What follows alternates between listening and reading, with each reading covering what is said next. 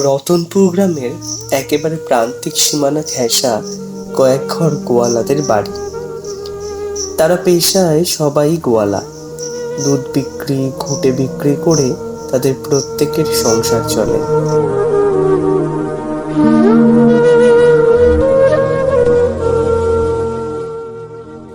সুন্দরী, দিন দিন তুই এত কম দুধ দিচ্ছিস কেন? কালিয়া কত সুন্দর দুধ দিচ্ছে এখনো। তোর দুধের পরিমাণ কমেই যাচ্ছে রোজ রোজ।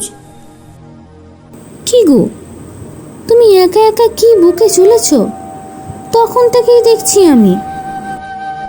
একা নয় গো বউ, সুন্দরী আজ 1 সপ্তাহ হলো দুধের পরিমাণ কমিয়ে দিয়েছে। তাই সেটা নিয়েই ভাবছি যে কি এমন হলো দুধের পরিমাণ কমালো। ঠিকই তো কথাটা বলেছ, ওদের তো খাবার কিছু কমতি দেওয়া হচ্ছে না, তাহলে এমন কেন হচ্ছে? এটা তো ভাবনার বিষয়। গো বউ, সেটাই তো ব্যাপার। ওইদিকে পাশের গ্রামে 10 বাড়ি দুধের রোজ ধরা আছে। তাদের যদি দুধের যোগান দিতে না পারি তাহলে তো আমার খদ্দেরগুলো কেটে যাবে। এরপর রামু আর মালতী দুজনেই গোয়ালঘর থেকে নিজেদের ঘরের দিকে চলে আসে। রামু ভ্যান নিয়ে বেরিয়ে পড়ে দুধ বিক্রি করতে। পাশের গ্রামের খদ্দেরদেরকে তার সব সমস্যার কথা জানায়। বাবু, আমার গরুটার কোনো একটা সমস্যা হয়েছে, তাই দুধের পরিমাণ সে খুব কম দিচ্ছে। তাই আপনাদের এখন কদিন একটু কম পরিমাণ দুধ দেব। তা বললে হয় কি করে? আমাদের দুটো ছোট বাচ্চা, তারা তো এই দুধ খেয়েই থাকে। তা তোমার যদি সমস্যা হয় বলো, আমি অন্য কারোর থেকে দুধ নেব। না বাবু, আপনি দয়া করে আমার থেকে দুধ নেওয়া বন্ধ করবেন না। কিন্তু রোজ দিন এমন কম পরিমাণ দুধ পেলে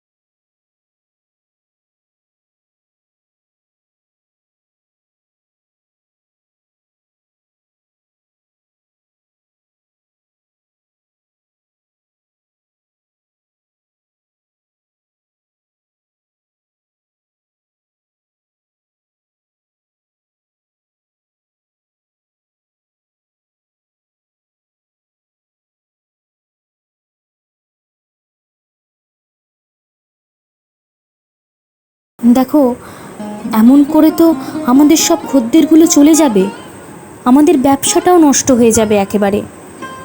না না না, এভাবে নষ্ট হতে দেওয়া যাবে না, বুঝলে? তাহলে এখন কি করব আমরা? কি করে বাঁচাবো এই ব্যবসা? আরও যে গরু কিনবো সেই অবস্থাও নেই এখন আমাদের। কি যে করব বুঝতে পারছি না কিছুই। আমাদের একটা চালাকির আশ্রয় নিতে হবে।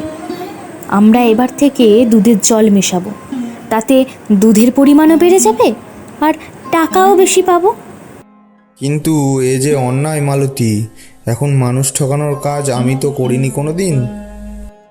ওসব ভাবতে গেলে এখন হবে না। যদি খেয়ে পড়ে বাঁচতে চাও তাহলে এই মালতীর বুদ্ধিটা কাজে লাগাও একটু। অবশেষে আমাকে এই পাপ কাজ করতে হবে? ঠিক আছে, যখন তুমি বলছো এইভাবে আমাদের ব্যবসাটা বাঁচানো যাবে, তাহলে একবার চেষ্টা করে দেখছি। তার কিছুদিন পর থেকেই রামু আর তার বউ মালতী মিলে তাদের গরুর থেকে পাওয়া দুধে জল মিশিয়ে পরিমাণ বাড়াতে থাকে।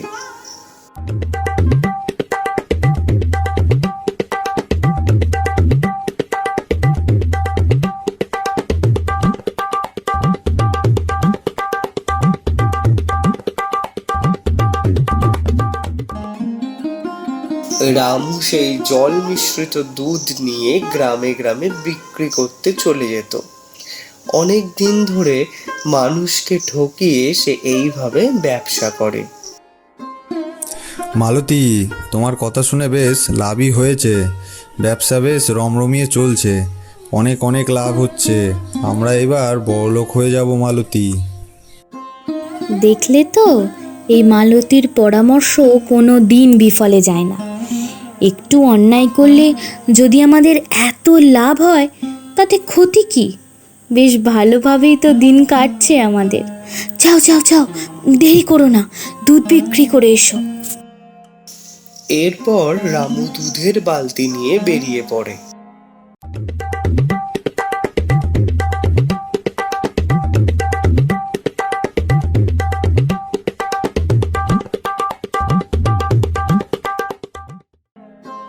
গয়লা দাদা, অনেক দিন ধরে দেখছি যে তোমার দুধের ঘনত্ব কমে যাচ্ছে।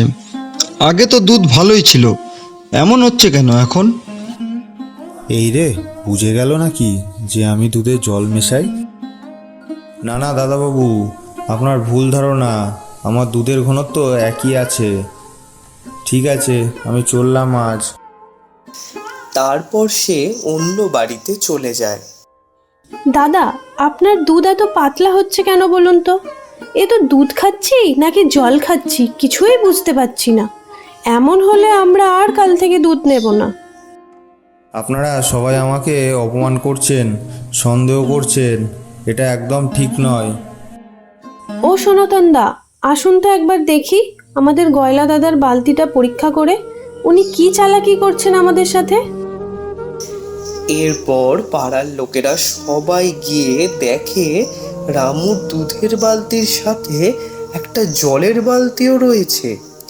তখন পাড়ার লোকেরা রামুর চালাকি বুঝতে পারে, আর সকলে রামুর থেকে দুধ নেওয়া বন্ধ করে দিয়ে তাকে গ্রাম থেকে তাড়িয়ে দেয়।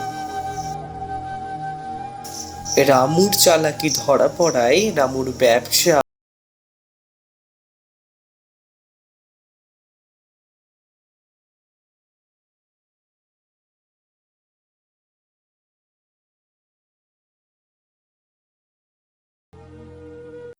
আশা করি আমাদের এই ভিডিওটা আপনাদের ভালো লেগেছে।